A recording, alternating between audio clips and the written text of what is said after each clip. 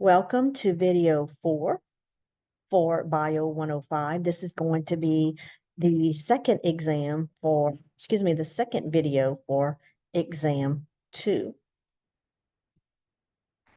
So I'm going to go ahead and share my PowerPoint. All right, let's find it here. Okay. I'm sorry, my dog keeps sneezing in the background. Okay. So we're going to start with PowerPoint 32. All right, so this is going to show you the steps or the progression of HIV. So we have that initial exposure, and we talked about prior how a person can be exposed to HIV. And then we have the primary HIV infection or that acute illness. And during this time is where you have, or the patient has, acute, it's accompanied by flu-like symptoms, such as mono-like symptoms, which usually consist of fever, night sweats, pharyngitis, headache, malaise, arthralgia, myalgia, diarrhea, nausea, and a diffuse rash prominent on the trunk. And so the trunk of our body is this center section, okay, where our chest, our back, stomach is. That's the trunk of the body. So these symptoms last about 1 to 2 weeks. And this is the time that the antibodies to HIV are developed. And that usually takes anywhere from 1 to 12 weeks. And it's just going to depend on, the person of that time frame.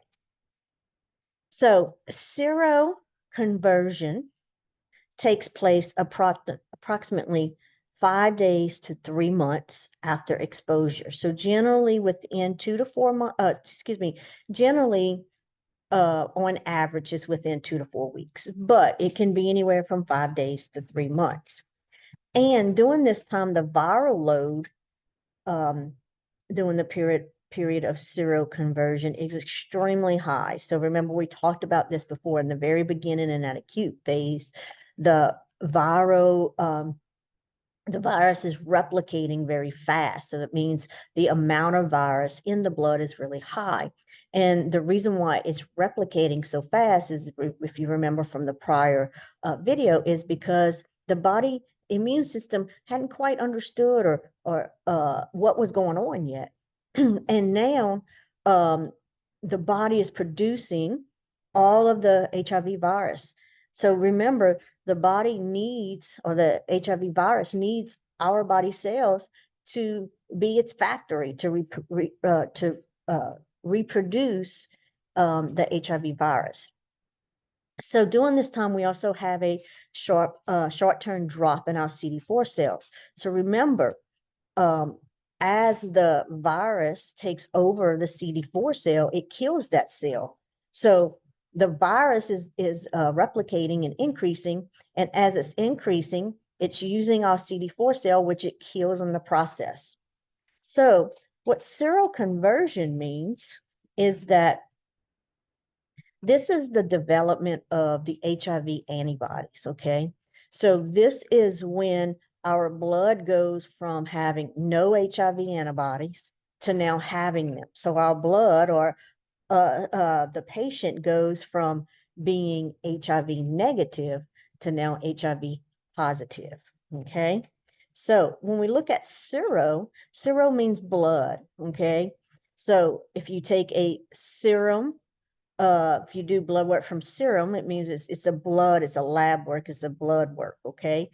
So seroconversion means the blood is converting. So it's converting from, again, no HIV antibodies to having HIV antibodies. So next we're going to talk about acute retroviral syndrome. And what that means is that this is the viral replication, again, that happens during that acute infection period. The viral load, again, it peaks during this this period with millions of viruses per milliliter of plasma. Okay, so if you think about when it talks about the millions of viruses, okay, this is not saying there's millions of viruses throughout the body. It's saying it's millions of milliliters, excuse me, millions of viruses per milliliter of plasma. A milliliter, y'all, is about this much. So a milliliter, if you think about the size of an M&M, okay, that would be approximately, okay, might be a little bigger, but approximately the size of a milliliter of something, okay? So for every one of those milliliters of plasma, there's approximately millions of viruses in that, okay? So now you can get a better, broader concept of how many millions that can add up to billions of viruses that's in our blood during that acute period, okay? So the viral load declines right before its detectable antibodies can be measured in the blood. And this is because that is when the immune system has really taken over and started fighting the release of these viruses or the production of the viruses, okay? So the viral set point or the stabilizing of the viral load. So this is reached at 4 to 6 months after exposure. So the reason why knowing what this viral set point is because it's important, or it's believed through the research that this can be a prognostic indicator of long-term survival. And the thought or the belief is that the lower the viral set point, the longer the individual will survive with HIV. So what it's saying is that in these early months after exposure, that 4 to 6 months, that is when that amount of virus that's floating around in the body of that patient with HIV stabilizes, which means it's not really making any more. Okay, this is kind of the set number. This is the average number that patient's going to kind of be set at. The lower that number is, the longer they believe that the patient will survive, because number one, there's lower amount of virus in the body, which means the immune system was working well to hold it back, and it's less destruction of the CD4 cells. Okay, so post-exposure prophylaxis. This is also called PEP. This should be begun as soon as possible after exposure. It may help lower this viral set point.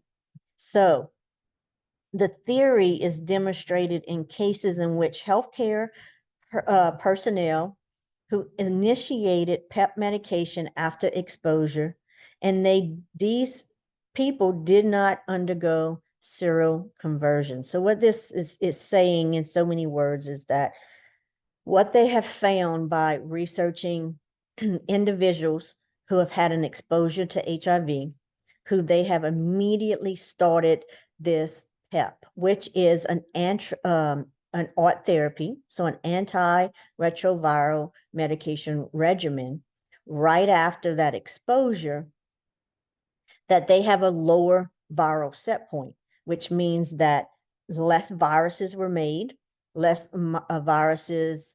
less viruses were made, that means less damage was done to the immune system.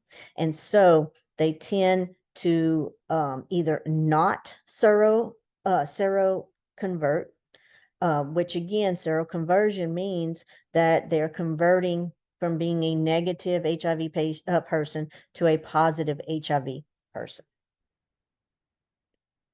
So progression of the HIV virus, again, so when we move from that primary HIV infection, that acute illness phase, now we're going to go to the asymptomatic stage, okay?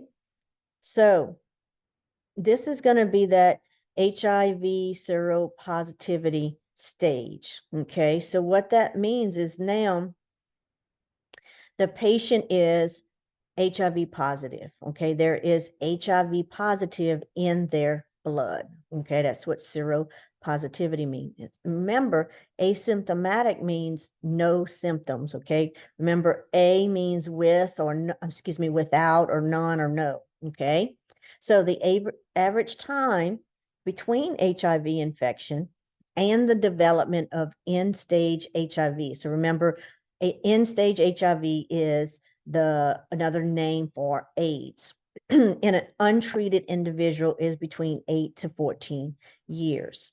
Okay, so what this is saying here is that if a person has HIV and they decide not to do treatment, or let's say they didn't know that they were infected, so they're not being treated with ART therapy. Again, remember, ART is antiretroviral therapy. Then they usually develop AIDS within 8 to 14 years. And on average, it's usually somewhere around 10. So it's called sometimes the asymptomatic phase because the HIV infected individual looks and feels healthy. There's no signs and symptoms. They're not having any problems. So sometimes the individual may have vague symptoms of a viral infection, which might be some fatigue, headache, low-grade fever, night sweats. But during this time, the symptoms are non-specific. So, just because you're having some headaches and fatigue and low-grade fever, that could be symptoms of so many things, even just stress, right? So the doctor's not going to immediately be like, oh, you have HIV, right? So HIV, so they're not going to test for HIV at this point. They're not going to test for HIV until really the symptoms start getting more severe and they have ruled out everything else. So not knowing one's HIV status puts one at risk for early development of those advanced disease, right? Because if the HIV disease is not being treated, which is suppressing the viral load, then they're going to develop more damage to the immune system, which means they're going to advance more with the disease. All right, so progression of HIV infection. So now we're going from that asymptomatic phase to early HIV disease. So this is going to be the symptomatic infection. I'm sorry, for some reason I can't get that word out right. And so we have, again, the early HIV disease now is our next progression step. And this is going to be where we have, again, the symptoms of the infection, right? So those early symptoms include persistent unexplained fevers. So you keep running these fevers and there's just no reason why, okay? Muscle or joint pain, recurring drenching night sweats, okay? Now, if you're in menopause, or if you're past menopause, then, sometimes people will just think about these drenching night sweats. They just think that they're having hot flashes during the night. They'll have chronic diarrhea, chills and fever, headaches, oral lesions, and that's the mouth lesions. Sometimes it can be the thrush, okay, in the mouth. Fatigue, abdominal pain, cough. It can be dry or productive. And what a productive cough means is just when you cough, you're hacking up sputum, okay? You're hacking up sputum. Or so also sore throat, skin rash, lymphadenopathy, which is any disorder of the lymph nodes or the lymph vessels. And normally what they have with this is that they're going to have those enlarged, painful lymph nodes, okay? Because remember, the lymph nodes is a big part of your immune system. So these signs and symptoms become severe enough to affect your activities of daily living. So if you haven't been diagnosed at this point, or the patient hasn't been diagnosed at this point, this is really where they really become more going to the doctor more, really trying to figure out what's going on because they have all these symptoms. So then you have, we're going to continue with the early HIV symptomatic infection. So these symptoms are going to start to occur when the CD4 count drops below 500.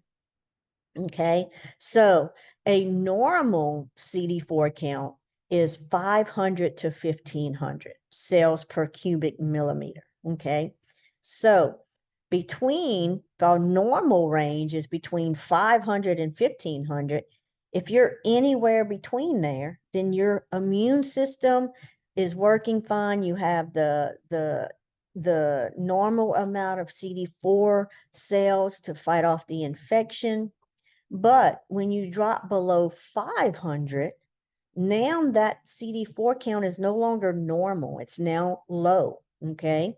So when that CD4 count is low, this corresponds to the having more immunodeficiency, or your immune system is deficient, or your immune system is not working properly, okay? So the lower the CD4 count, the more immunodeficiency and you have, and then they start having the onset of opportunistic infections. And if you remember from the prior recording, that those opportunistic infections are those infections that are waiting for the right opportunity, right? They're waiting on the right opportunity to rear their head and cause that infection, because their immune system can no longer keep those infections at bay. So infections with HIV can impair the T helper cell, which T helper cell function without killing the cell. So the CD4 count, when we're talking about the CD4 count, this is going to measure the amount of CD4 cells you have in your blood. Okay, so the CD4 cell, as we talked about before, which is also called the T cell, is a type of white blood cell that moves throughout your body to find and destroy bacteria, viruses, and other invading germs. Okay, so it's a big part of the immune system. It is out there, it's looking for things that don't belong, it's destroying those things, and it's getting rid of it. Okay, so if we don't have enough of the CD4 cells, or if our CD4 counts is low, then there's not enough out there to destroy those bacteria, viruses, and other invading germs. So it's important to know what that proper CD4 cell is, or not proper, what that normal CD4 cell is, and that once it drops below that, then that's going to be those early symptoms, okay? So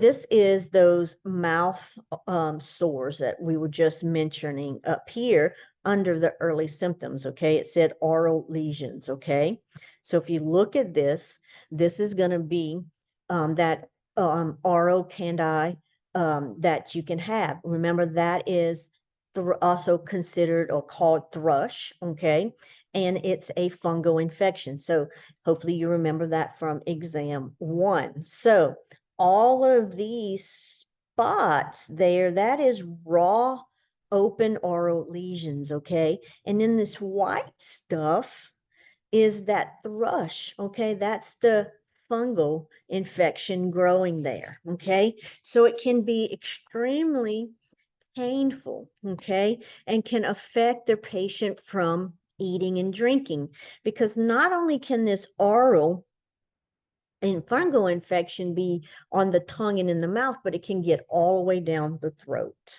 Okay. So some other symptoms of early HIV disease is going to be neurological manifestations of HIV. And this occurs in more than 90% of individuals who are infected. So the neurological symptoms can be peripheral neuropathies. And so our peripherals, or our hands and our arms, are ends of them, okay? So peripheral neuropathy is going to be the nerve damage in the ends of the fingers and the toes and things like that. And it's going to be painful. They can also have headaches, aseptic meningitis, so the inflammation of the meninges, cranial nerve palsies, and myopathies. So these conditions may be caused by the HIV infection, or it may be side effects related to the antiretroviral medications. So sometimes they don't know which is coming from, but you don't want to stop the medications to find out if it's just a side effect, right? Because if you stop the medications, then the virus is going to rapidly um, replicate within the body. All right, so now the final stage is going to be that advanced HIV disease, or AIDS, okay? And this is the term that's used to describe the end stage or the terminal phase of the spectrum of the HIV disease. So at this stage, the host, okay, which is the person's body, the host can no longer protect itself against bodily injury, okay? The CD4 count is now fewer than 200 cells per millimeter. So this is the thing. Remember, 500 to 1500 is your norm. So now below 500 to 201 is going to be those early symptom stages, okay? And then less than 200 is now HIV, okay?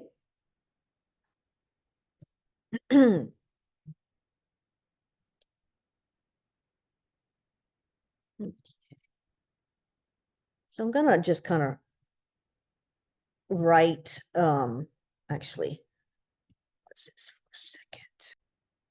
Okay, let me share my screen again. All right. All right, so what we were saying, or what I was saying there, is that, let me see, give me a second.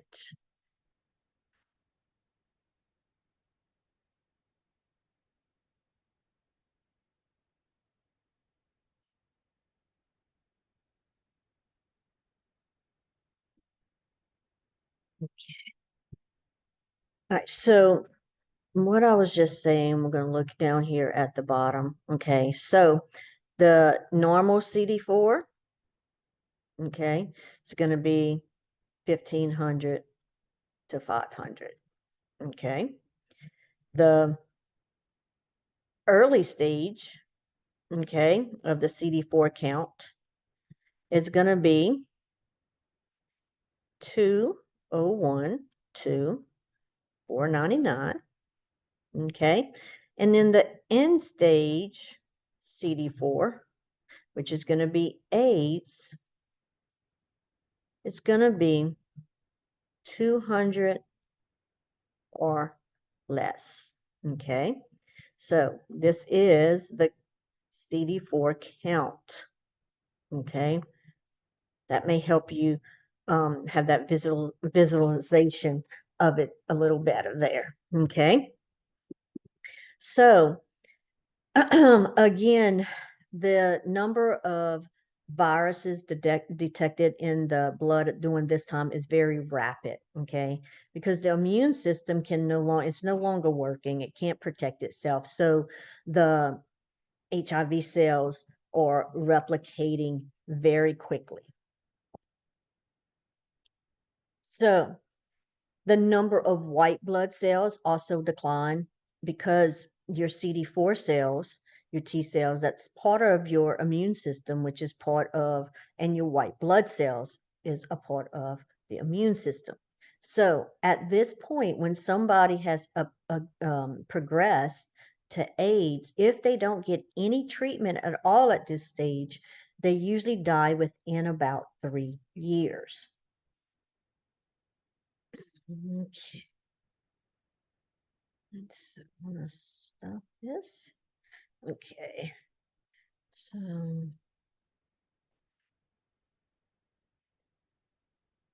just gonna clear. Oops. Trying to erase this. Okay, so I'm just going to erase all of this. So hopefully you went ahead and wrote that down as a reference. Okay. All right. So now this is just a picture kind of showing you all the areas or the main symptoms of AIDS. Okay. The neurological, they have again the meningitis, encephalopathy, they have inflammation of the retinas. Anytime you see itis, itis on the end of something, that means inflammation. Okay. And so when you get into when you start nursing school, you will take a medical terminology, and that's going to teach you what all these endings and stuff mean. So it also causes in the lungs, it can cause tuberculosis. It can cause tumors. It can cause pneumocystis or pneumocystis, skin tumors. So remember, in the um, prior video, we talked about that skin cancer, the skin tumors, which was the Kaposi sarcoma. Also, in the GI system or the gastrointestinal system, you can have esophagitis, okay, inflammation of the esophagus, chronic diarrhea, and tumors. All right, so next we're going to talk about HIV antibody testing. So there's nucleic acid test, okay, which is NAT. And this test the blood determine if HIV is present in the viral load. So how much virus is present. So this test is able to detect HIV sooner than the other tests. And is expensive, so it's not used for routine testing. It's usually used, mostly used if the patient had a probable exposure to an HIV infected person, and the results usually take several days. So this is what they call a confirmatory test. What that means is that they are confirming the HIV antibodies is present in the blood. Okay, so what happens is sometimes when you go for the rapid or the quick test or the home test, sometimes somebody can get a false positive or a false negative. Okay. So this test is going to be one to confirm that those antibodies are present in the blood. So antigen antibody testing. So this detects the HIV antibodies and antigens. The antigen called P24 is present if the patient has HIV. Test is done by venipuncture, so it's just a blood draw, but a rapid test is available by performing a finger stick. So it's still done by getting blood, but it's done by a finger. It can be done by that finger stick. So these rapid tests usually takes about 30 minutes or less for the results. And again, these rapid tests are the ones that you can get the false results, okay? HIV antibody testing.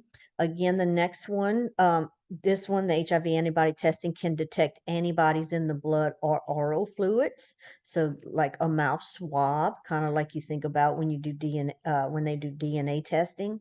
The test is available in a lab or at home testing. And the oral fluids test provides results in about 20 minutes or less. So a result that is seronegative, okay, so remember, we said sero means blood, relating to the blood, okay? So if it's seronegative, that means there's no HIV antibodies in the blood, okay? So it is not an assurance that the individual is free of HIV infection because seroconversion may not yet have occurred, okay? So let's say somebody thinks that they had a HIV exposure. Well, let's say somebody unfortunately was raped and they believe that the person who raped them had HIV. Okay. So if that person took an HIV test that next day, it's going to be negative, right? Because it hasn't had time for the blood to seroconvert, okay, for that seroconversion to happen, okay? Because remember, when we talked about in that acute phase, it takes weeks for that to happen. So testing will provide an indication of exposure from 10 to 90 days following the exposure, depending on the type of test that is done. Now, one thing about HIV testing and occupational exposures. If you have a possible exposure at work, what they do is you have to go to either their occupational health nurse or to whatever facility, whether it's the ER, if you work at a hospital, if you work in a home health or an outpatient setting, they usually send you to some type of occupational health facility to be treated. And what they do, unfortunately, I've had several exposures. And as nurses, you will have exposures. And so, luckily, the main time that I was, the patient was HIV negative. So, what they do is if you've had an exposure, and what happened, the main thing that happened to me was I had a patient who I was taking care of who had cancer. And she would her abdominal area would fill with fluid, and we were having to drain that fluid from her. And the company that I worked for, um, unfortunately, did not give us the proper supplies that we needed to actually drain this patient with the specific tube that she had coming from her abdominal cavity. So they had us rigging up a system to do it. Unfortunately, I was doing that, and that system that wasn't the proper system popped off. And when it did, that cancerous fluid splashed into my eyes. So what I did at that point is when I got finished, I went into the bathroom, I washed out my eyes the best that I could, and I finished up my visit. And I never told my patient anything because I didn't want her to stress out. So I called my supervisor, and then what they did is I had to go to the occupational health facility, and they flushed out my eyes. But what they do is they do a HIV and a hepatitis B testing on you at that time. Okay. What they want to see is that are you already positive? Or if you do seroconvert, was it from that exposure? Okay. Because they need to know where are you at that point. Then if you know where the exposure comes from, you can the hospital, the facilities will contact that patient to see if we can draw their blood to see if they are hepatitis or HIV positive. And so I called my patient the next day and I let her know. I said, look, I didn't want to upset you yesterday. I said, but I did have a splash in my eyes. Do you mind if I come and draw your blood and check for HIV and hepatitis? I said, I don't believe that you are positive for either one, but we just want to do, would like to do that final definite testing. And she said, absolutely. So I drew her blood, and luckily she was negative. And so what they do is they give you an option at that point. Do you want to do the PEP? And I said, no, the patient's not positive. Um, and so I'm not going to take the medications to prevent seroconversion. And then what they do is, depending on the facilities, but it's usually like at 3 months, 6 months, and in a year, they make you go back and have blood drawn to make sure that you did not seroconvert after that exposure. Okay.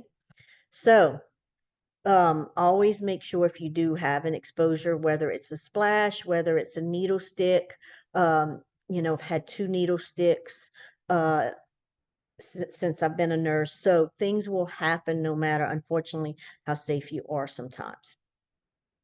So when you talk about HIV testing, there is some legal implications, okay? And these laws vary from state to state, but generally they are about the same. Now, an informed consent must be attained from the client before testing. So you have to inform them about the testing.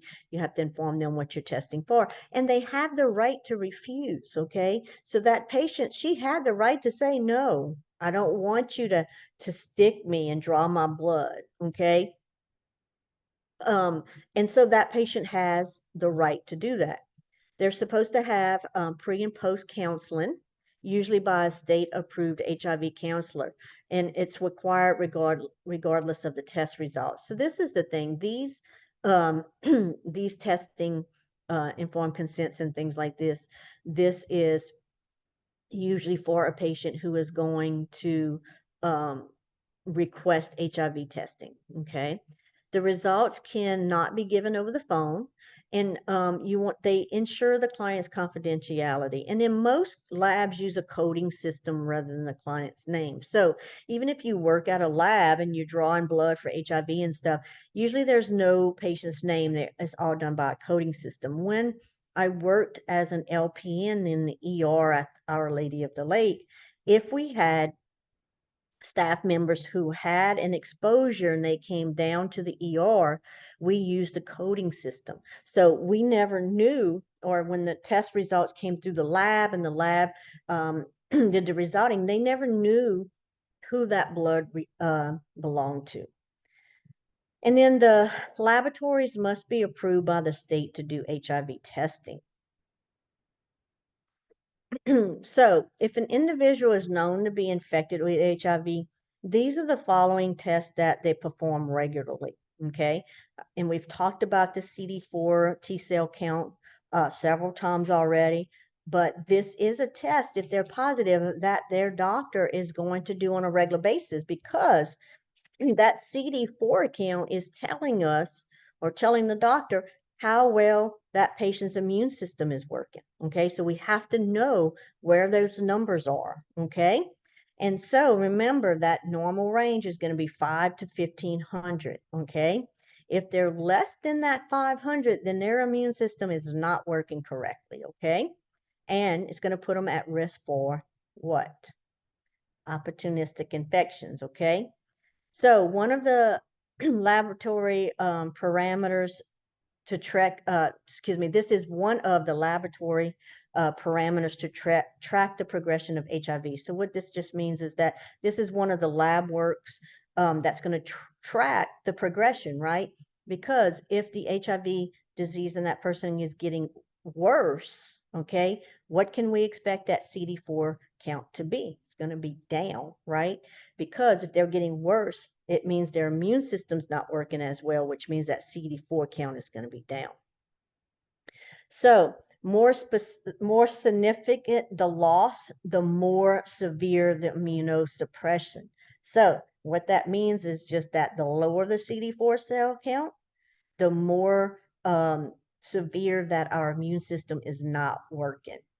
So the CD4 count influences making decisions about antiretroviral and prophylactic drug therapy. So what this means is that this is a count that the doctor is going to use to decide what type of ART therapy, or ART, or antiretroviral therapy, or prophylactic drug therapy that they're going to prescribe for their patient. So remember, we've talked about prophylactic drug therapy a couple different times. So when you're on a prophylactic drug, it's a drug to help prevent something from happening. So let's say you have a patient who has chronic UTIs, okay, urinary tract infections. A lot of times the doctor will put them prophylactically on an antibiotic called Macrobid. So this is to help prevent them from getting the UTI. So with HIV patients, the prophylactic therapy sometimes that they'll be on, let's say they have a history of herpes, okay? If their immune system is not um, working right, do you think it's going to put them at risk of a herpes outbreak? Yes. Okay. So the doctor can put them on medications to help prevent that from happening, or if it does, to not be as severe.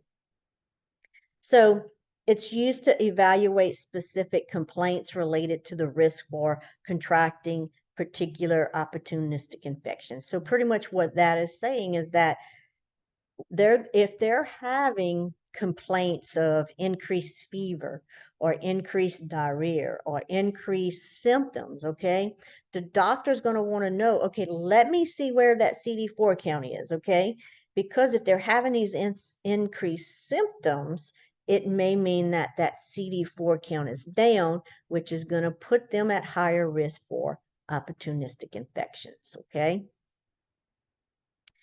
So the other test that they're going to be running for an HIV patient is going to be that HIV RNA or the viral load. Okay. Usually they just call it viral load, but if you hear HIV RNA, that's just telling you the same thing as viral load. Because if you remember, HIV, okay, is a virus, right? So that's the virus load. But remember, HIV is an RNA virus, okay? So remember, we have DNA, HIV has RNA, okay? So they're checking that HIV RNA or the viral load, the amount of virus in the body, okay? It's determining the strength of the virus. So in all stages of HIV, measurement of the amount of viral load, it measures the amount of viral RNA in the bloodstream. Okay. So it's measuring the amount of the virus in the bloodstream. So this provides significant information used to predict the course of the disease. Okay. So if my viral load is high, okay, this is going to tell me, is my patient's progression of HIV going faster or slower? Okay, the higher it is, the worse the patient is going to be, because they're going to be at risk for more immune system damage and more opportunistic infections. So this can indicate disease progression and long-term clinical outcome. It's used to initiate art therapy. It measures the degree of antiretroviral effects achieved or not, or note the failure of a drug regimen. So what this is saying is that when somebody is started on antiretroviral medications, okay, the goal is to decrease the virus in the blood to nothing, okay, to where they are considered undetectable, okay. So the antiretroviral medications should be suppressing the viral replication to where there is none noted in the blood. They can't find any in the blood. Okay. If they're started on art therapy and they do a viral load and the viral load is higher, that means that art therapy is not working for that patient. Okay. It may be that they're not taking it properly. It may be that they're resistant to that particular regimen. And so this is a way for them to know, is that medication working? So again, this last thing just says plasma levels of HIV RNA fall drastically after effective art therapy. So after they start this art therapy, the levels of the virus in the blood will drop drastically. I want to say something real quick. I'm going to type something into this PowerPoint. Okay. So, oops, sorry, that's not what I was trying to do. All right. So let me share my PowerPoint. Okay. So I want to make sure, I want you to write another little bullet point on this one. So the goal of the art therapy is to have the viral load, is for the viral load, the viral load to be undetectable. Okay,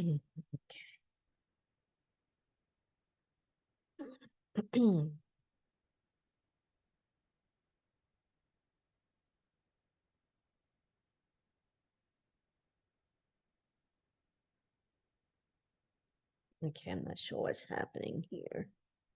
Okay, we'll just continue. Oh, well, just going to continue on with from current screen. Okay, so let's move on to resistant testing. So drug resistance to ART can make effective treatment of HIV challenging. So just like drug-resistant antibiotics such as MRSA, VRE, HIV virus can also be resistant to the antiretroviral medications, okay? And so this can make it challenging to treat the patient. So a patient-specific ART regimen can be created to avoid medications that would not work. Okay, so the goal is before treatment starts is to test the patient to see if they are resistant to any of the medications that the doctor wants to start the patient on. Okay, so that's going to be doing that acute stage. Okay, they're going to be testing to see which of the oh, sorry, excuse me, which of the medications are appropriate for that specific patient. Okay, and every patient who has HIV, their regimen treatment is going to be specific to them. Okay, so you can have 5 different patients on HIV that has HIV, and they may have 5 totally different ART therapy regimens. And so HIV mutates very easily, and this is what makes it hard to treat it and contain it, which makes it more resistant to medication treatment. And this is also what's prevented us from having a effective vaccine because it does mutate so easily. So ART resistant results from a patient's inability to adhere to ART protocols. And so what that is saying is that if a patient does not take their medication the way that it should be at the correct time, the correct number of days, the correct time, the correct amount, taking it every day. Just missing a couple doses of ART medication can cause the patient to become resistant to that medication because of the mutation of HIV. So the patient's commitment to taking ART at the correct time and dosage is a must for them to prevent resistance. And this is really important in the beginning for the doctor to talk with the patient, have them talk with social worker, and find out, will they be are they committed to taking the medication, taking it appropriately? Because if they are not, they should not start therapy at that time. The reason why is that if they take it and if they start it and they take it here and there and not every day and sometimes and not other times, then they will become resistant to that medication. And then when they do get a point of where they have accepted the fact that they do have HIV and that they do need to treat it, that it is a chronic disease, okay, that they can live forever with, then they may be resistant to too many medications.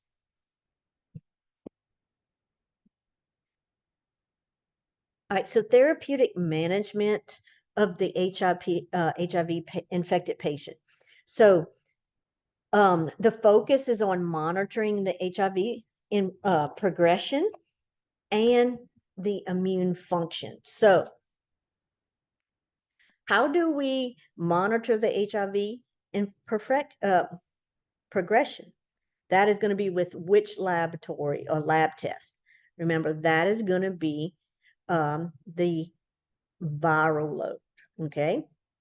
And then how do we monitor immune function? Okay, remember that. What lab work is that going to be? That's going to be monitoring the CD4 count. So we want to prevent the development of opportunistic infection. So we want to focus on making sure that the patient is taking their medications, they're getting good nutrition, they're exercising, they're doing the things to keep their immune system as healthy as possible. So the healthcare provider is also going to initiate and monitor their ART treatment, their ART therapy. They're going to detect and treat opportunistic infections. They're going to manage symptoms and prevent complications of treatment. The HIV positive individual must be linked to various resources. And what we mean by this is that we want to link them and give them the information that they need to access all the resources that they need to assist them. Some may be with resources to help pay for the medication. Some may be for resources to have therapy or to meet with a social worker, or maybe group therapy to help deal with that diagnosis. Individuals often deny the infection, so they neglect their mental and physical health and continue behaviors that put themselves and other people at risk. So a lot of people deny it in the beginning. I mean, um, so they just act like, okay, well, it's not there, so I'm just not going to worry about it. If I don't worry about it, if I don't feel sick, right? That's what they think. If I don't feel sick, I don't look sick, so I must be fine. I'm not going to worry about it. So they neglect um, taking care of themselves, and they continue to put themselves and others at risk. So they may be continuing to have unprotected sex. They may be continuing, if they are unfortunately an IV drug user, they may continue to share needles or share paraphernalia. So we want to make sure that we get them the resources that they need to help deal with and get out of that denial stage. So interventions must be sustained and reinforced. The emotional effect of such a devastating news, you are HIV positive, can overshadow any initial information or education. So pretty much in the beginning, when they get that initial diagnosis, um, really any education that you do at that appointment, any initial information they give is going to be totally gone. Okay. Because all they're going to be able to think about is, I'm HIV positive. Okay. So you want to make sure that you're setting up a follow-up appointment very soon after that appointment to get them back in to discuss the art therapy, to discuss what they need to do to take care of themselves so that they can live a long, healthy life. Okay. Because remember, we want to reinforce with the patient that HIV is now a chronic disease. Okay. It's no longer a death sentence. Okay. When it first came out, before all the treatments that they have now, if you were diagnosed with HIV, it was a death sentence, okay? But now it is a chronic disease, just like any other chronic disease out there. So you want to stress safer behaviors, the need for medical and emotional support. You want to have help them with assistance in family planning, treatments for substance abuse, treatment for any STIs that they may have, treatment for tuberculosis, and immunizations. So taking care, when we talk about the care of the HIV patient, this is a multidisciplinary care. And what that means is that there is multiple disciplines in their care. What we mean about discipline, the disciplines that's within that care is anybody that's part of their treatment, the social worker, the dietitian, the mental health professionals, the doctor, and they really want a physician who specializes in HIV, okay? Because that is their specialty, and they're going to know all the new treatments. They're going to know what medications work best. They're going to know how to do the resistant testing. And then the nurses. So it's really important as a nurse for us to establish rapport with our patient who has HIV. and treat them in a non-judgmental manner. And I always stress this statement right here. As a nurse, and just not as a nurse, but as everyday people, lay people, everybody, we tend to judge people with HIV, okay, or any sexual transmitted disease. We tend to judge them, right? And this is what I'll always tell my students. Anytime you're taking care of a patient, HIV patient, okay, and you want to judge them, okay, and we're judgmental people, right? Sometimes we'll have thoughts pop in our head where we judge people before we even realize what we're doing, right? But this is the thing about judging, being non-judgmental with our HIV patients. Every one of you that has had unprotected sex, okay, has put yourself in the same position as that patient with HIV. Okay. The only difference, okay, is that you didn't get caught. Okay. Unfortunately, that patient got caught. Okay. And they now have HIV. So always remember that when it comes to taking care of any patient with an STI. Okay. Whether it's HIV, whether it's gonorrhea, chlamydia, trichomonas, whatever it may be. Okay. Remember, if you've had unprotected sex, you have been in their position, right?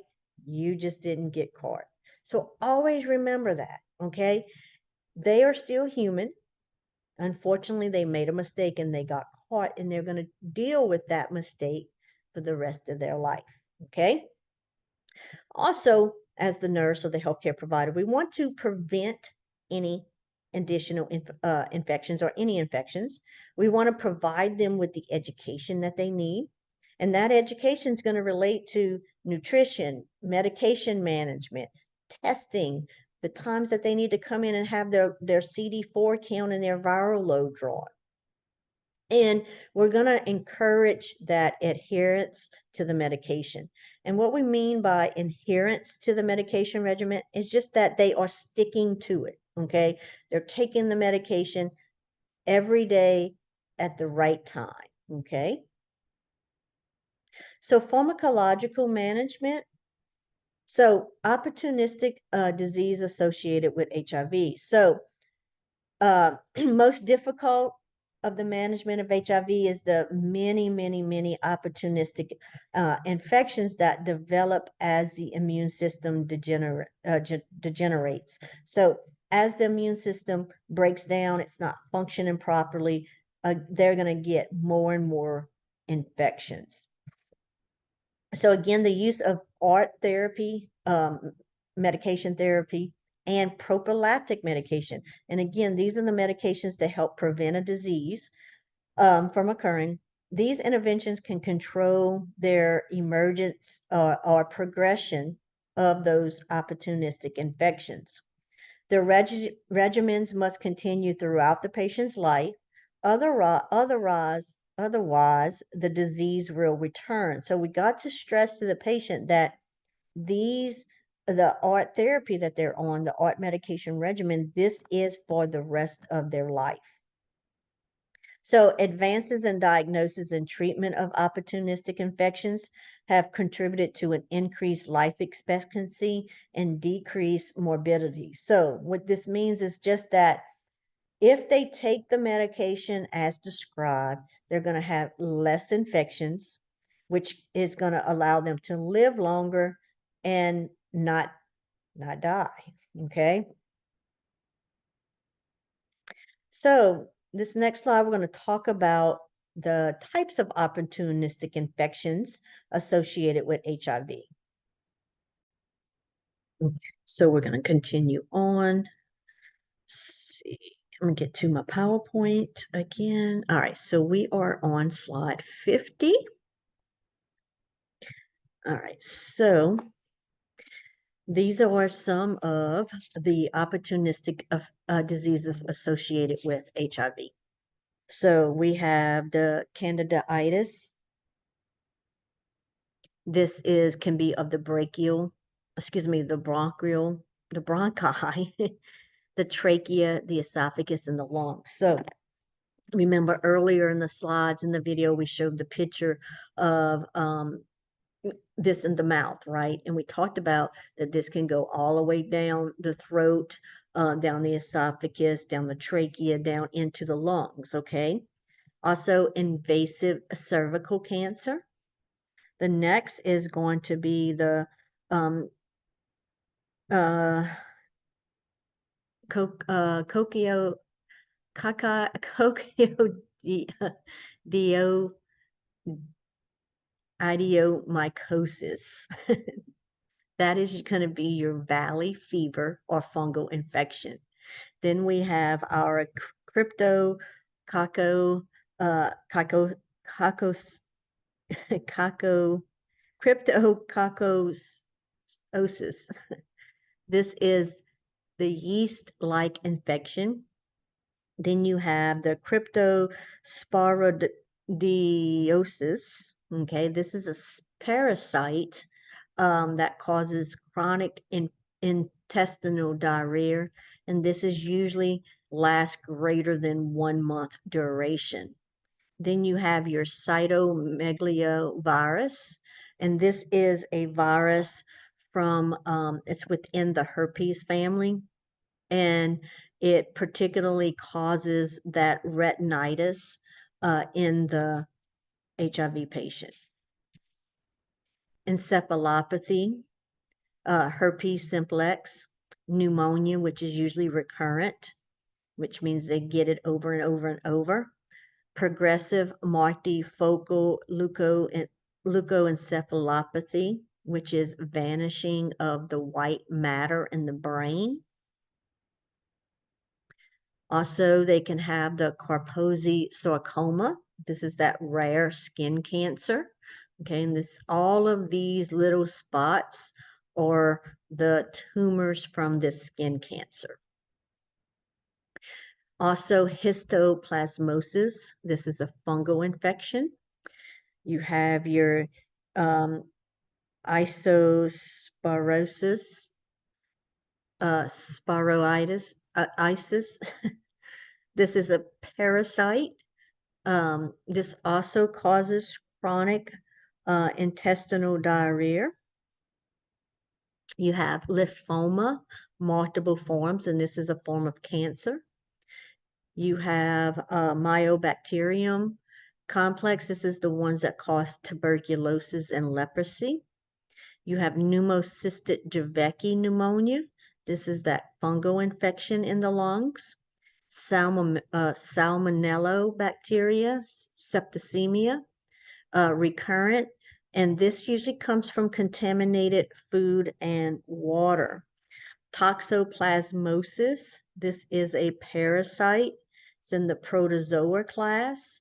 And this toxoplasmosis occurs in the brain, and this comes from cat feces. So this is a parasite that most of us can just fight off. Our immune system will take care of.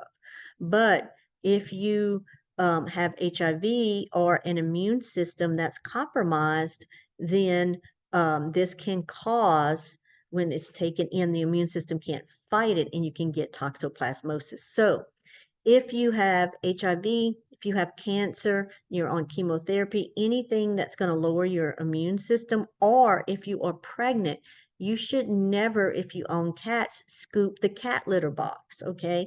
Because what happens is that this parasite is within the cat feces. So if you're scooping that box and things, are, floating in the air, you can inhale that and get an opportunistic infection because the immune system's not strong enough to fight it off. Now, if you are pregnant and you scoop the cat litter box and you inhale things and you come in contact with that toxoplasmosis, it actually can cause birth defects to the fetus. So again, if you are a cat owner, and y'all going to hear about my animals. I have 4 of them, okay? So if you are a cat owner and you have litter boxes and you are pregnant, you cannot and should not scoop those litter boxes, okay? And then also they can have that wasting syndrome due to HIV. And we're going to talk about the wasting syndrome in some future slides, okay? All right, so next we have the pharmacological management. And so HIV is controlled with the use of antiretroviral medications, okay? This is what I've been talking about the whole time, the art therapy, okay? So, and remember, it's an antiretroviral because the HIV is a retroviral, okay? So it's going to be, the medication is going to be anti, which means it's going to be against that type of virus. So HIV treatment aims to prevent immune system damage, okay? So you're taking the anti-retroviral medications to decrease your immune system damage, to limit viral loads to undetectable, okay? The reason why this is so important, okay, the goal of antiretrovirals is to ultimately eradicate HIV, okay? And the goal is that if everybody who is currently positive with HIV gets on art therapy, they take their medication as prescribed, and their viral load is undetectable, which what that means is that when they go and they draw their blood work, okay, to look at their virus load, they cannot see any virus within the blood, okay? If there's no virus in the blood, then it cannot be passed on to somebody else, okay? So a lot of people want to say, okay, well, Magic Johnson he's cured, okay? No, he's not cured. He's probably undetectable. Okay. So that means that he has no virus detectable in his blood. But if he did an HIV antibody test, he would still have the HIV antibodies in his body, okay, in his blood. And if he stopped taking his antiretroviral viral medications, then he would have start to show viruses in his blood. Okay. Now, that is the goal. Now, what is the reality of that happening? It's not. Okay. Because there is people who have HIV who is not going to take the medication, who will continue to have unprotected sex, who will continue to share drug paraphernalia, who will continue to do the things that passes HIV on to others. Okay. So HIV treatment also aims at um, preventing opportunistic infections. Okay. And again, we just want to remember that HIV is not curable, okay, but it is treatable. And you can live a long, healthy life with HIV if you take your medication, okay? All right, so medication categories. So again, the medications for HIV is called uh, antiretroviral therapy or ART therapy or ART, and it's an important component of the management of HIV. So there's 6 classes of ART, and they're used to prevent viral replication. And so each class of these drugs interrupt HIV at different infection sites, okay? And see what the next page is. Okay. And if you remember when we talked about the HIV life cycle, each of these types of art target a specific part of the HIV life cycle, okay? So I'm going to show y'all, I'm going to go ahead and minimize this, and I'm going to pull up the picture again that, okay, share my screen. Okay, here we go. All right, so this is the picture, all right, that we looked at in the first video, okay? So all of our treatment regimen affect, again, a different part of the life cycle, okay? The HIV life cycle. So your CCR5 antagonist and your post-attachment inhibitors, those are going to affect your binding or the attachment of that HIV virus to your CD4 cell.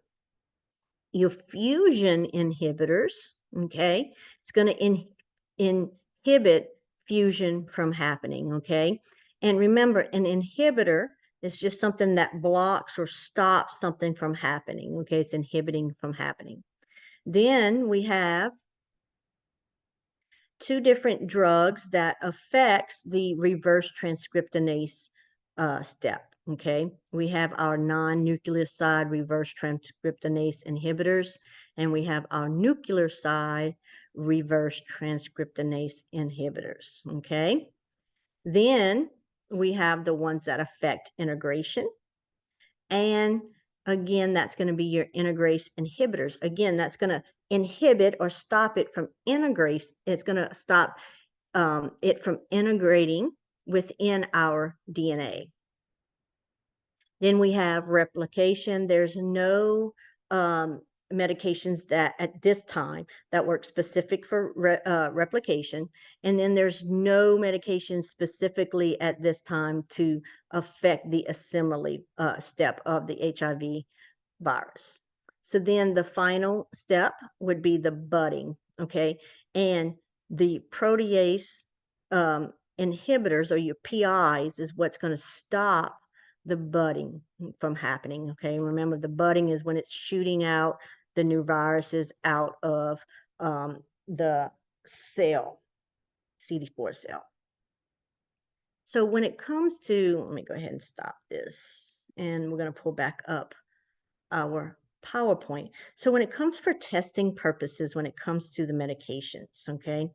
So what you need to know for the exam is that the medications are for HIV treatment is ART, okay? What ART stands for. Also, the general, the categories and what they would do. And so pretty much the names are going to tell you what they're going to do, okay? The nucleoside reverse transcriptionase inhibitors, okay? That's going to inhibit reverse transcriptionase, okay? The protease inhibitors, that's going to inhibit that protease release, which is going to allow that budding, okay? The integrase strand transfer inhibitors, the fusion inhibitors, okay? That's going to inhibit the fusion from happening, okay? So just know that it's not the main things that you're going to know is that it's art therapy. It's going to decrease the replication or the production of HIV viruses. It's going to happen at different stages of the life cycle, okay? And that's really kind of it on the medications, okay? So again, on the pharmacological management, so scientists have found the most effective regimen is a cocktail, generally 3 or more compounds together. So what now where art therapy is that a patient can take one pill that has 3 or 4 medications in one. So they might take one large pill, but it might have 4 or 5 different types of medications in it, okay? So it might be one pill, but it may have a protease inhibitor in it, might have a reverse transcriptionase inhibitor in it, it may have a fusion inhibitor in it. So when they take that drug that has multiple compounds in one, then they're more likely to keep up with the art therapy than if they have to take 3 different pills. Okay. So what it used to be when HIV therapy first started is that they might have been taking 10 or 12 pills 3, 4, 5 times a day. Okay. And so most people um, wouldn't continue with the regimen, right? Or they would skip doses or miss doses because that is a lot of medication to take. So over time and new developments where they can combine these medications where they're still getting a cocktail. So cocktail means I'm just taking multiple different drugs, right? To treat multiple different areas or to inhibit multiple different areas of the life cycle, okay? So they're still taking a cocktail, it's just all in one now. So do you think if you told your patient you have to take these 5 drugs 3 or 4 times a day, or you have to take this one pill a couple times a day, which one do you think they're going to be more likely to do? The one pill, right? So some of the side effects of art therapy or art regimen is severe GI upset, so nausea, vomiting, and diarrhea, bone marrow suppression, peripheral neuropathy, diabetes, increased cholesterol, increased triglyceride levels. So when it comes to the increased cholesterol, increased triglyceride levels, the diabetes, these um, side effects depend on which type of art they are on, okay? Also, when you look at these side effects, you can say, oh goodness, well, I mean, the side effects seem worse than the disease, right? You'll hear people say that a lot of times. And sometimes it may feel that way to a patient, but the patient and the physician, they have to weigh the pros and cons, okay? They have to weigh, okay, the con is, okay, I'm going to have some nausea, I might have some vomiting, my cholesterol level may be a little high, but you can treat that, right? You can be on cholesterol medicine. You can watch your diet. Or I cannot take it because I don't want to deal with the side effects. And I can progress to HIV and die. Okay. So you kind of have to weigh your pros and cons and see what's the most important. Okay. So next we're going to talk about um, pre-exposure prophylactic, and that's something that's called PrEP. Okay. And you may have seen some TV commercials for this. And so this is people who do not have HIV but are at very high risk. So think about who would you think would be at high risk? Okay. So people who have sex for money, okay, prostitution, um, people who have sex for drugs, okay? Um, People who have a significant other who may be HIV positive, okay? Or just people who have multiple sex partners without using protection. And so when we say that, a lot of times people think, oh, well, I mean, that's not me, right? But what you have to think about, and what a lot of people don't think about, is let's say you're dating somebody today, right? And they're your boyfriend, girlfriend, whatever it may be, and you're dating for 2 or 3 months and you're monogamous, right? It's just you and that person, and you're having unprotected sex together because it's just you and that person. But then y'all break up, okay? And then a month later, you're dating somebody else. And y'all dating for a little while and y'all having unprotected sex together because y'all monogamous. It's just you and that person. And then y'all break up. And then a month or so later, you meet somebody else. And then you're having unprotected sex with that person. And so if you date a lot, okay, and you're having unprotected sex with every one of those people, then that is multiple sex partners, okay? Even though we don't think about that, when you say multiple sex partners, a lot of times we think, okay, well, that person's having sex with all these people at the same time, or multiple in a day or a couple days or whatever. But really, you got to think about, like, what is reality nowadays? People, we don't get married and stay married for 40, 50 years, right? We date around, right? We date this one and then we date that one, and that's part of life, right? So you want to make sure that you're protecting yourself, okay? Or if you're going to be in the monogamous relationship with this person and you're going to be having unprotected sex, then you both need to get treated beforehand. Okay. Not treated, excuse me, tested beforehand. Okay. To make sure that neither one of y'all are carrying any STIs. Okay. Um, so this PrEP is going to help with the prevention of the HIV infection. Okay. This is a pill that's taken every day, and you must be tested beforehand. You must be negative before you start. And some of the brand names would be Truvada, and this contains two different medications in one. Okay, and these two medications they inhibit or block the a stage of the HIV life cycle. Okay. So treatment as prevention. So this is called TASP. So this is the use of antiretroviral medication, um, or ART regimen or treatment medication to prevent HIV transmission. Okay. So this is for someone who has HIV. Okay. And they should take it directly as prescribed. They have to go for regular follow-up care. And the reason when they're going for that follow-up care, they're going to go and they're going to have regular viral loads drawn. Okay. And again, that viral load is testing the amount of virus in their blood. And the goal is to ensure that their viral load is staying undetectable. Okay. So if you have a couple and one is HIV positive, the person who's HIV positive can be taking their antiretroviral, their viral load, as long as it's staying undetected, they should not be able to transfer it to their partner.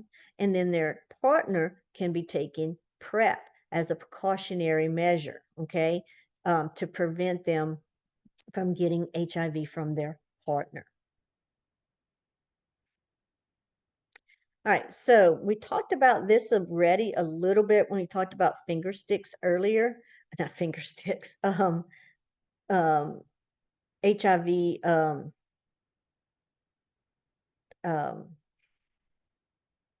Lord, I totally drew a blank. But anyway, this is what we take, that you would take post exposure if you had an exposure to an HIV positive patient. Okay. So ART can be provided to a person or to people who have been exposed to HIV through unwanted sexual intercourse or through injection drugs. Okay. Or let's say this is a person, a healthcare worker who gets a splash, okay, or a needle stick, okay. When a person has been exposed to body fluids from an HIV infected person doing high risk activity less than 72 hours before seeking treatment, the exposed person should receive a 28-day supply of ART, okay. This is recommended even if the HIV infected source of the exposure has an undetectable viral load. Okay. If the activity is deemed to be low risk exposure to body fluids, or if the exposed person seeks healthcare after 72 hours, then ART is not recommended. So if it's a high risk exposure, if it's less than 72 hours or less than 3 days, then they should do the 28-day supply of the ART. If they are low risk, okay, exposure, then, or if it's past 72 hours, then they don't recommend the ART treatment. All right, so some pros and cons of highly active antiretroviral therapy. So the pros, it's going to minimize chance of emergence of resistant strain of viruses. It's going to play a role in the reduction of transmitting HIV to others. It slows the disease process or the progression of the disease, and it improves the quality of life. Now, the cons is that the medication can be toxic, okay? It frequently has side effects. We talked about side effects a couple slides ago. Also, it's a very complex drug regimen and dosing of that regimen, okay? And it may take some adjustment to figure out what works best for that patient because every patient's regimen is going to be different because every one of our bodies are different, right? Even though we all have the same organs and we all have the same um, body setup, each of our bodies react different to different things. So it's difficulty with adherence to the regimen. And remember, if they don't adhere, they don't take the medication as prescribed, then the treatment's going to fail. Okay, it means it's not going to work. Their viral loads not going to be undetectable. They're going to have opportunistic infections. And another con is it can be very high cost. So some non-traditional or complementary therapies. So people with HIV disease often use massage, acupuncture or acupressure, biofeedback, nutritional supplements, and herbal remedies. And so they should use this. If they use these things, they should make sure that they tell their doctor what they're taking and how they're taking it, just so they can make sure that it's nothing that's going to be like with the nutritional and herbal supplements that's going to interact with the ART regimen. So vaccine development, again, and we've talked about this a few times about that it's not available yet. They continue to do clinical trials and test vaccines, but again, it's been very hard to develop it due to the how easy it mutates. Okay, and that there's many different strains exist because of the mutation, and then also due to poor adherence to the ART regimen. And one of the main things that has led to drug resistance issues is the fact that the patients are not taking the medication as prescribed. So adherence. So we've talked about adherence a few times and how important it is. And so adherence again just means that they are adhering or that they are taking the medication as prescribed. Okay. So when um, so we want to make sure that for adherence that they are following the prescribed therapy or treatment, and this is paramount to their survival, okay, and the success of the treatment, okay, because if the treatment is not successful, they're not going to survive, okay. The nurse is in a unique position to help the patient adapt and maintain compliance in their treatment, and the nurse must aid the patient to understand that art is lifelong. Okay. It's not something that you're going to take for a couple weeks and then you're going to be better. Okay. So the ability to incorporate anti HIV treatment into a lifestyle is affected by many factors. Okay. First, treatment knowledge and misinformation. Okay, you have to make sure that your patients, whether it's about HIV or any other disease out there, that they have the proper knowledge. Okay, and that you correct any misinformation that they may have. Their underlying psychiatric or physiological pathological conditions. Okay, so a lot of times, sometimes of our mental health patients will not take their medications. Okay, because depending on which mental health disease or disorder they may have, sometimes they can be very paranoid and they believe everyone is trying to kill them, and that these pills that we're trying to get them to take is actually something to kill them. Okay. They also depend on their family and caregiver support, their socioeconomic status, and their culture. And so, socioeconomical status, that means can they afford it? Okay. Are they in a position to have health insurance or to have insurance or have the money to pay for the medications? Also, their culture. Okay. Some cultures are going to um, not not they want to tend to hide their diagnosis, right? Because of the way that their culture will react to them. Come on, buddy. Come on, up here. Um, fears of side effects, okay? And then denial and skills, okay? So are necessary to adhere to medication regimen. So they have a poor memory. This is going to affect them taking the medication properly, right? If they can't remember, then they won't take it. Also, if they're in denial, a lot of times they're just not going to take the medication. Okay, if they're still in denial and they haven't gotten past that yet, they're not going to take the medication or they're not going to take it right because they feel like they're not sick. Okay, so barriers to adherence. So the caregiver's incomplete knowledge of the demands of the patient's lives, prejudice, I can't ever say that one right, insignificant appointment time, lack of resources for patients who have doubts or questions, negative stereotypes about doctors, and insufficient multidiscipline communication. So let's talk about a few of those. All right. So again, if the caregiver doesn't have the knowledge and the demands of the patient's lives, it's going to be hard for them to assist in that art regimen and incorporating that into their lives. Also, insufficient appointment times. That could be number one, that they can't get appointments, they can't get frequent enough appointments, or when they do get an appointment, that they're not having enough time to really truly discuss the situations with their caregiver, healthcare provider, excuse me.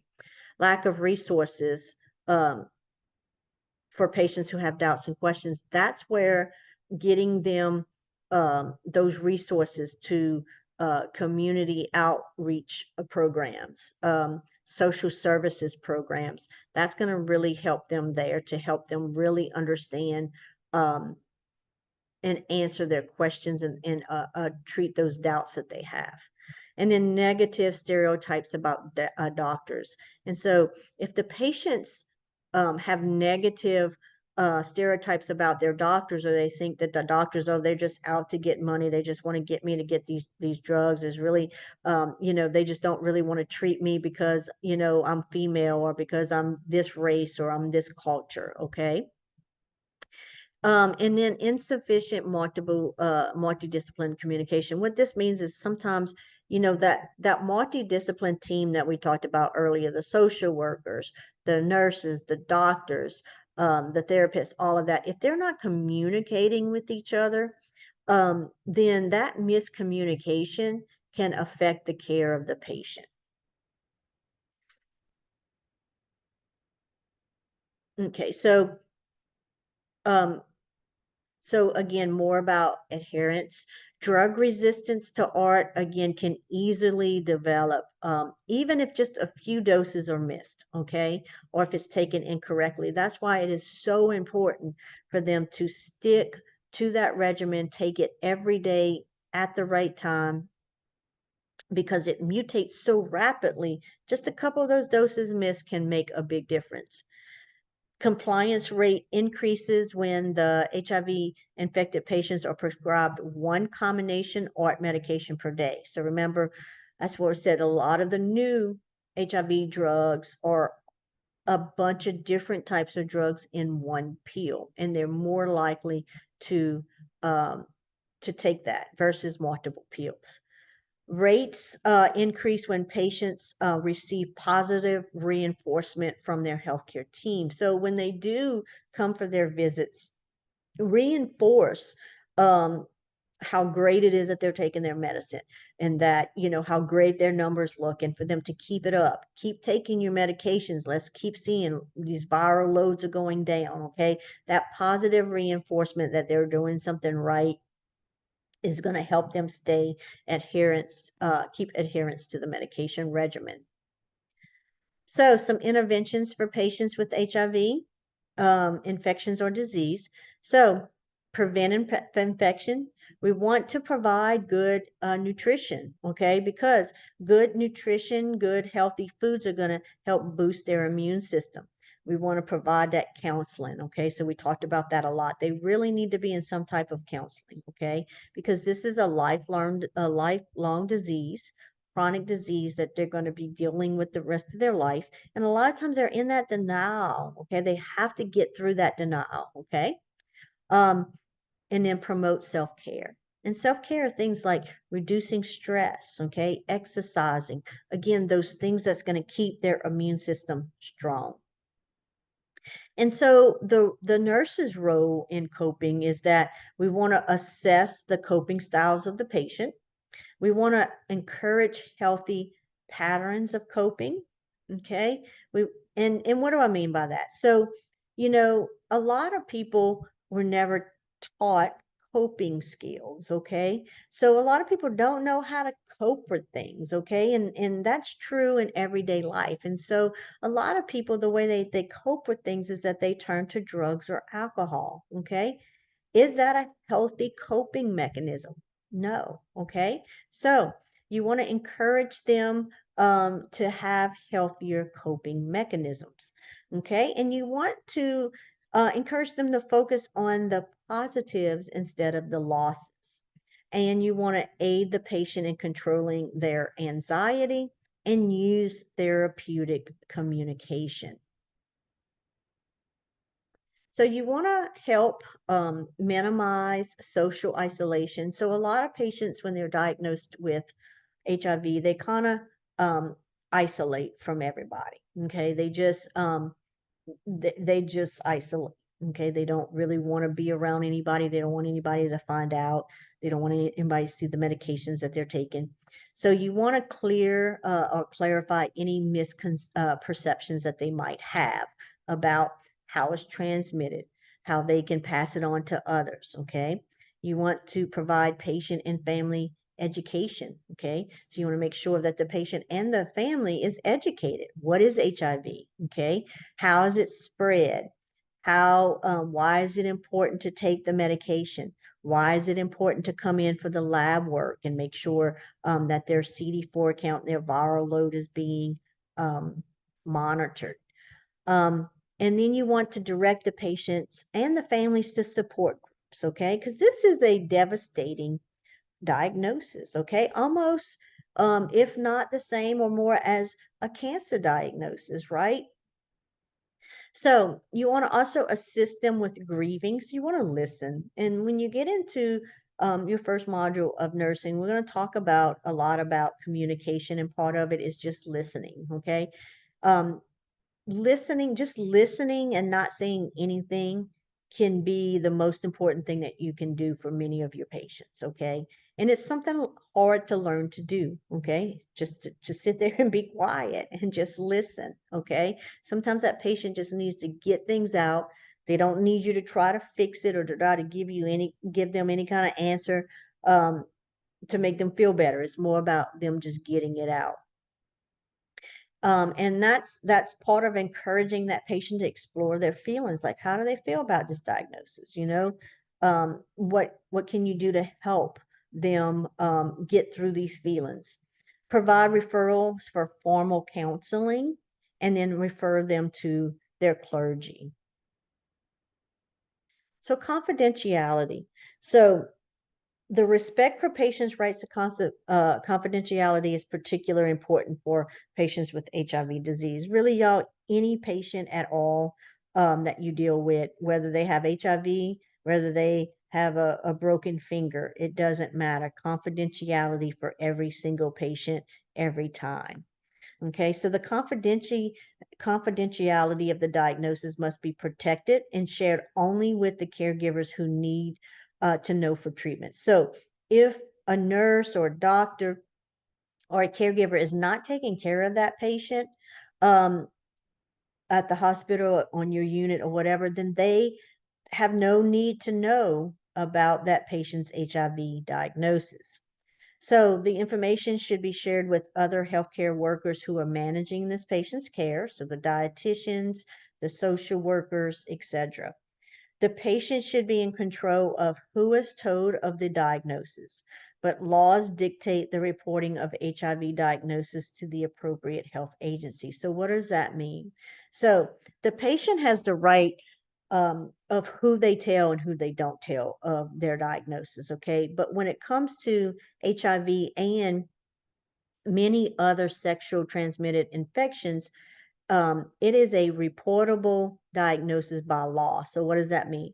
That means that if someone is diagnosed with HIV, it is the doctor or the healthcare provider's hospital, etc.'s responsibility to send that in and report it to whatever state agencies um, are following that. And that's how they keep track of the number of infections um, that are out there for different STIs.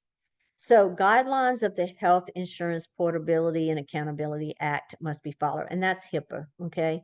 And I'm sure every one of y'all have heard of HIPAA. It has been around since the late 90s. Pretty much once a year when you go to your doctor, you have to sign that new form saying you've received their HIPAA policy, okay? Partner notification law also must be considered when HIV infection is diagnosed. The healthcare provider must follow laws in his or her state regarding partner notification. So in Louisiana, and as far as I know, this has not changed, but if a patient has HIV, a new diagnosis, and they have a partner, wife, husband, whatever it is, you cannot tell them, okay? They have the right to keep that information from them, okay?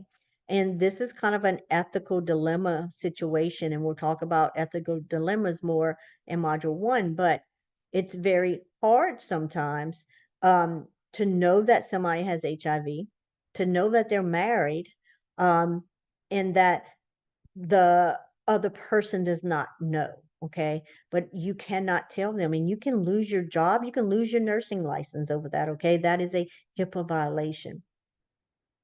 So the other thing, sometimes it can be a little, um, you can be in situations such as you're bringing the patient their medication, and a family member may be at the bedside and they may be saying, what medications are you giving?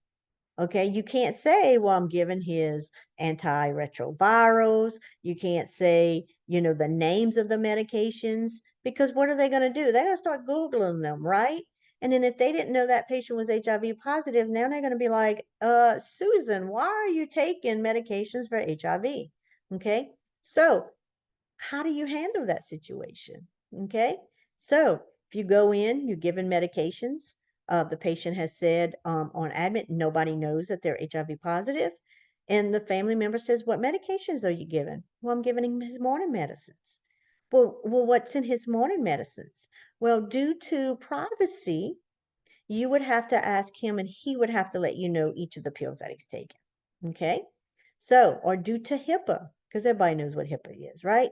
Due to HIPAA, I can't give you that information. But if Susan wants you to know, she can give you a list of all the medications that she's on. Okay. That's the way of getting around that. Okay. So acute interventions. So early interventions promote health and limit or delay disability. And so we've talked about different interventions and things throughout. And one of the things that I keep coming back to is nutrition. Okay. Nutrition, a good nutrition is going to help maintain lean body mass, but it's also going to help boost and keep your immune system healthy. Okay. Also maintaining a good body weight, consuming appropriate vitamins and minerals, not smoking or doing drugs, decrease or stop alcohol intake, mental health counseling, avoid infectious agents, support group environment, and safer sex practices. All of this is going to promote your daily health, okay? Increase your immune system strength, okay, and help you stay healthier longer, or help limit or prevent the infections that you may get from the HIV virus. So HIV wasting, okay, and we talked about this was the last thing that was listed as part of the opportunistic infections. So HIV wasting, this is when the patient loses lean body mass, okay? So lean body mass is our muscle mass, okay? And so they lose that muscle mass. And this is caused by disturbances in their metabolism, which interferes with the effectiveness of the nutrients, okay? So this results in the lean muscle mass loss, but not body fat, okay? So they'll lose the muscle, but they don't lose the body fat, okay? So this increases their risk for opportunistic infection, okay? Because the more lean muscle that we have, the healthier we are, right? Unfortunately, the more body fat that we have, the more unhealthy we are. So HIV wasting is diagnosed, or the diagnosis of it is when they lose 10% of their weight, okay, and diarrhea or weaknesses for over 30 days, okay? So they've lost 10% of their body weight and they have the diarrhea or weakness for over 30 days. This is how they diagnose HIV wasting disease. So food may be inadequate intake due to mechanical issues. So remember we talked about thrush. Remember we said that thrush can be anywhere from the mouth all the way down the throat, um, the trachea, all the way into the lungs, into the stomach, into the lungs. Okay, so if they have thrush, it's extremely painful. Do you think they're going to be taking in food like they should be? No. Also, they will have loss of appetite due to the side effects of medication, plus due to the nausea and vomiting from medication. And then also, a lot of you patients with HIV may have some form of depression. Absorption in the intestines decreases, so they may be taking in food, but they're just not absorbing it correctly anymore. Stop eating to decrease the number of bowel movements. So, with the diarrhea that happens in HIV with these opportunistic infections, y'all, the diarrhea can be so bad. It's watery diarrhea. It's almost like they're urinating out of their rectum, out of their anus. Okay, so it's watery diarrhea. Okay, and they know that every time they eat, that it's going to go straight through them and they're going to have this diarrhea. Okay. And this diarrhea causes excoriation, irritation around between their butt cheeks, around their rectum and anus. So they just stop eating because I know if I'm going to eat, this is what's going to happen. Okay. And it's very painful and uncomfortable. And then also decreased testosterone in men can also cause this because that's going to affect the lean muscle mass. So sometimes men may need to have their testosterone levels checked and they may need to be on testosterone supplements.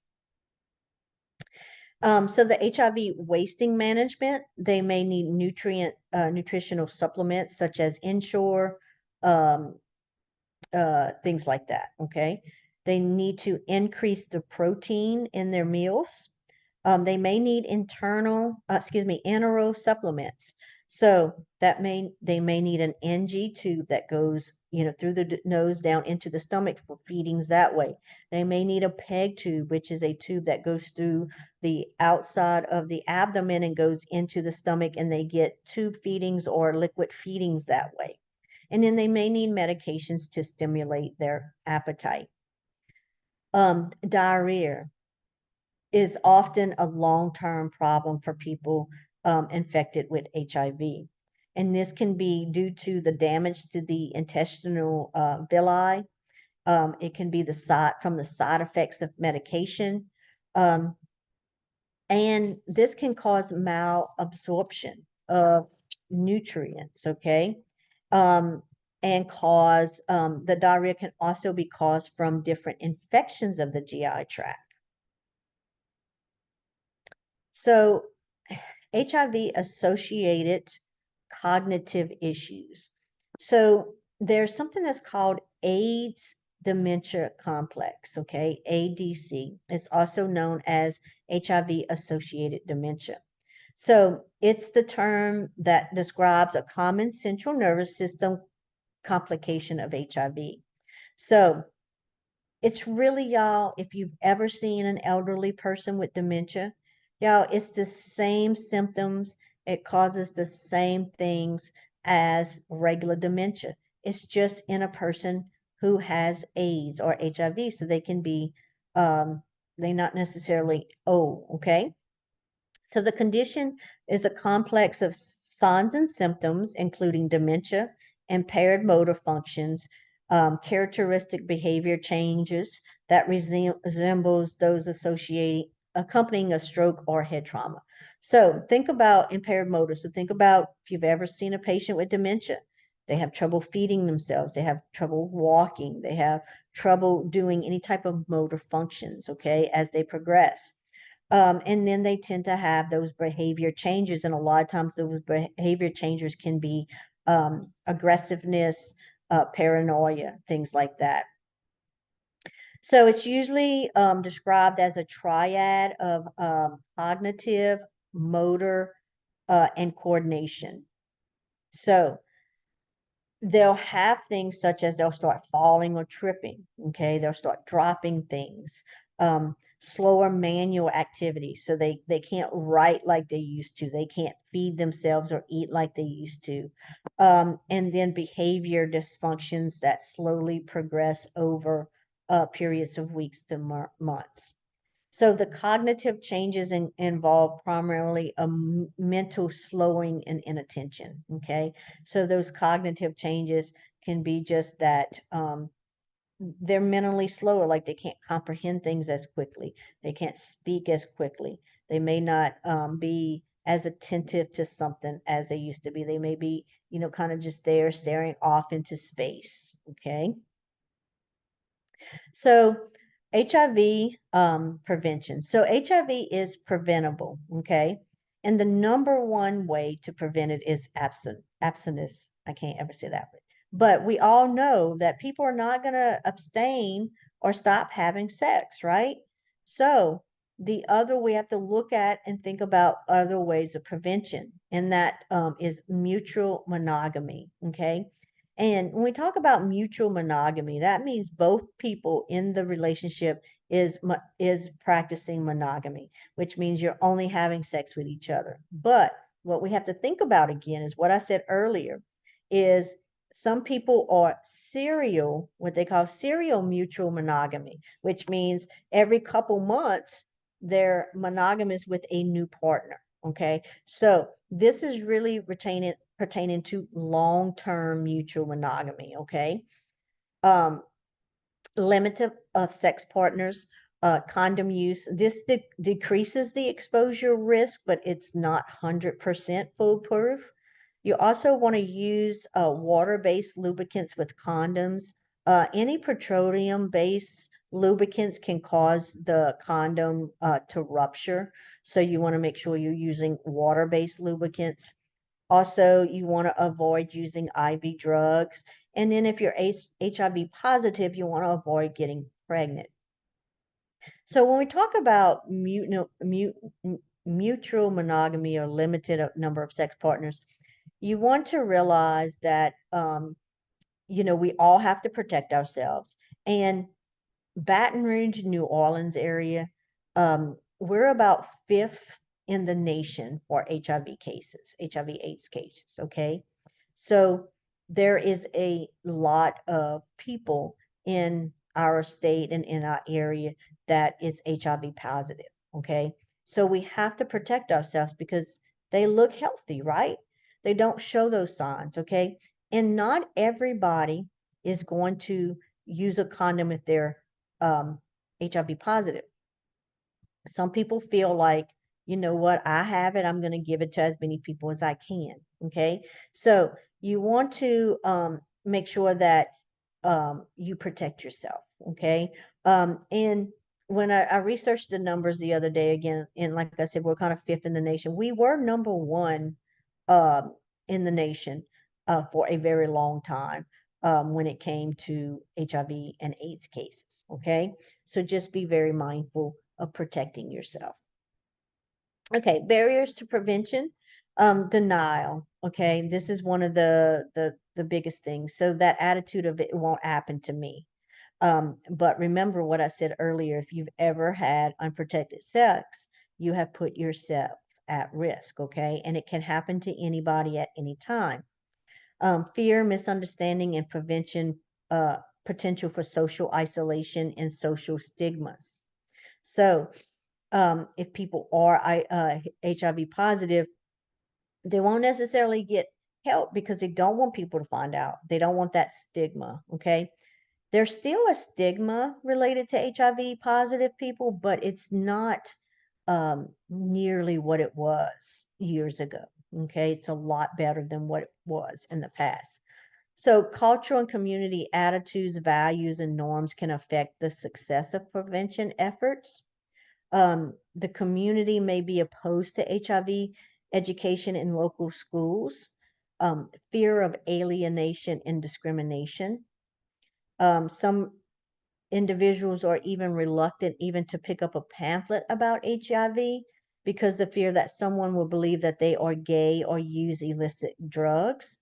Some people will not go to the physician or a testing and counseling site for HIV for fear that being seen there by people they know. Fear of discrimination, including fear of losing their family, friends, prestige, job, housing, and insurance. So there's a lot of the barriers prevention has to do with the stigma of HIV. Okay. But we want to educate that patient that if they come to the doctor about why it's important to take care of themselves. So the nurse's role in prevention. So first and foremost, you want to protect yourself. Okay.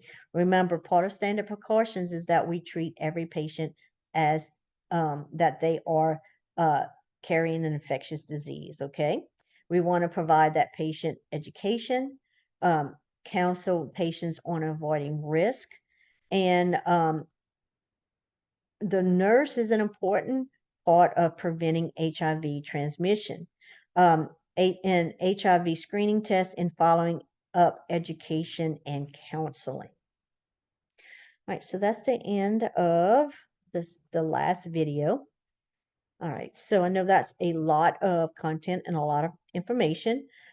Please write down any of your questions, anything that you need clarification on for the next Q&A for exam 2.